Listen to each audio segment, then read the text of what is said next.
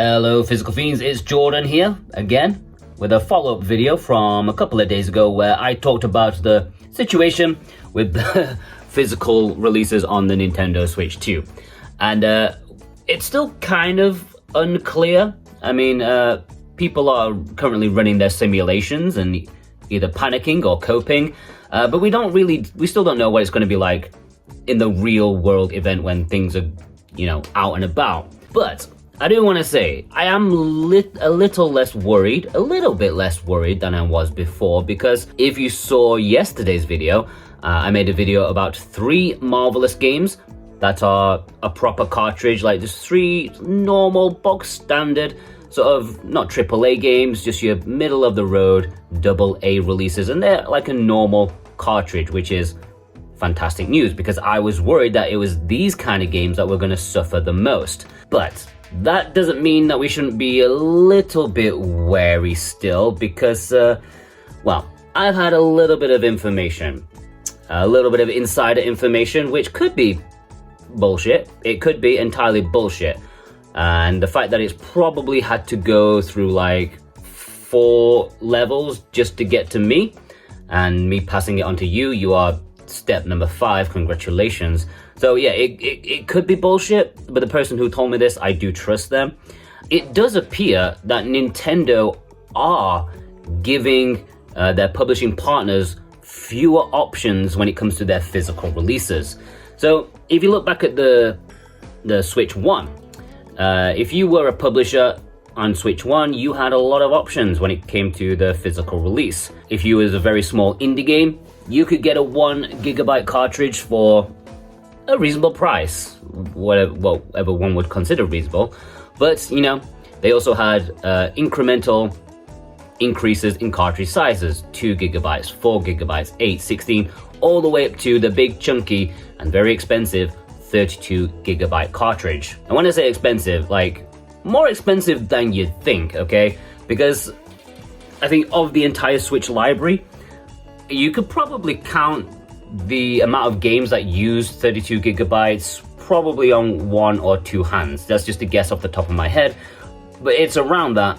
And out of almost 4,000 physical releases, it was very expensive and nobody wanted to use it. However, I have heard that Nintendo are giving fewer options to their publishing partners and essentially offering only a couple of options, like a very small-ish cartridge or a full-fat 64GB cartridge, and nothing really in between. So for the really small indie games, it's not a big deal, but it's those middle ground publishers that may suffer the most, because if their game is like 7GB or something, they are essentially being forced to either choose a big fat 64GB cartridge or go the cheap option and go for, either no physical at all or go the game key route, which will obviously be far cheaper for them. And I should probably address those people in the comments who, they say, oh look, you can just buy an micro SD card off Amazon, 128GB for like 10 pence or something like that. Cartridges aren't that expensive. They are expensive, okay? Because Nintendo Switch cartridges are not SD cards, okay? They are proprietary technology and they are made with very strict guidelines and rules, and they need to be like really reliable. Like, these are not SD cards. And while they do print a lot of them, like relatively, because some games sell millions of copies, so they must make millions of cartridges, it's still kind of minuscule compared to how many SD cards are being made like every day from the factory, okay? So you can't give me like the bulk, oh, you make so many of them, therefore it must be dirt cheap. It kind of is, but it's just not comparable to SD cards. Could they be cheaper? Yeah, I'm pretty sure they could be cheaper, but for a 64GB cartridge, which seems to be the main cartridge people are talking about and telling me about, it's looking to be about 16 American dollars, which is quite expensive. Maybe some of you think, if you've got a $60 game, you can still make a lot of profit.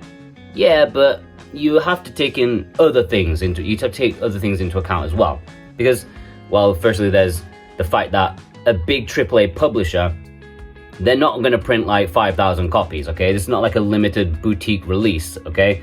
If you got like EA or Ubisoft or something, they will be embarrassed to print only such a small amount, okay? They've got to, look good in front of people. And it kind of sounds stupid, but it would be embarrassing for a massive company to only print a small amount of units. They are expecting to sell millions.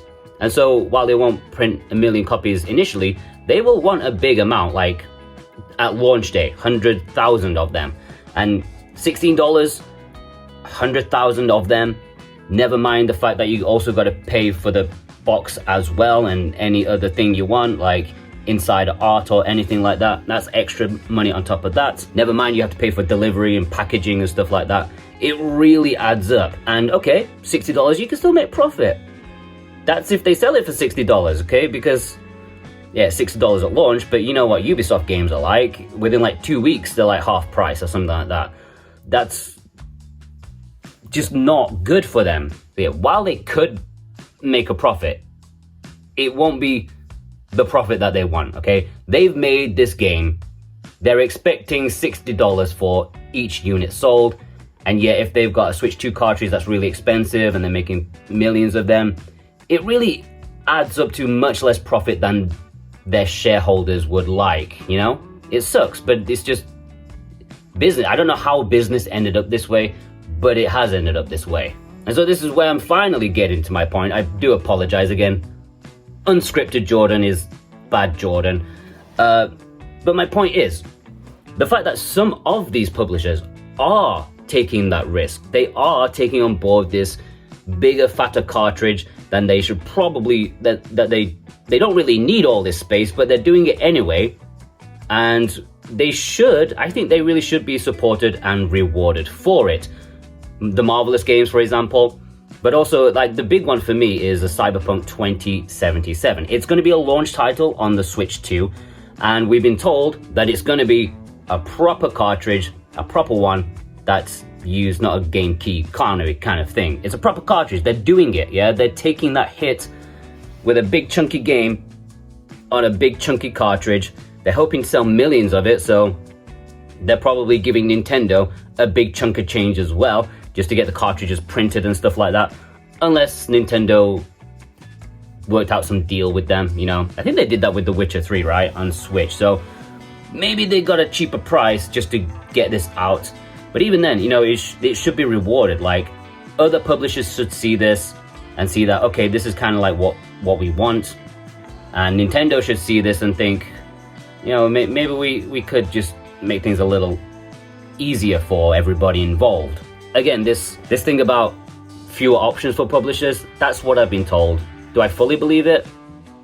I don't know, but I don't have any reason to distrust it. And yeah, the CG Project Red, whatever they're called, despite their controversies in the past, I think they've had a few, haven't we all? They should be rewarded for this. So, and the people who have played the Switch 2 version of Cyberpunk 2077, they've said they've been really impressed by it. Obviously, it's not going to be the best way to play it, you need a PC or a PS5, but it's beyond what they expected. It looks good, it plays good, 40 frames per second or something, which, I mean, to some people will make them like laugh to death, like they're just at some laughing gas.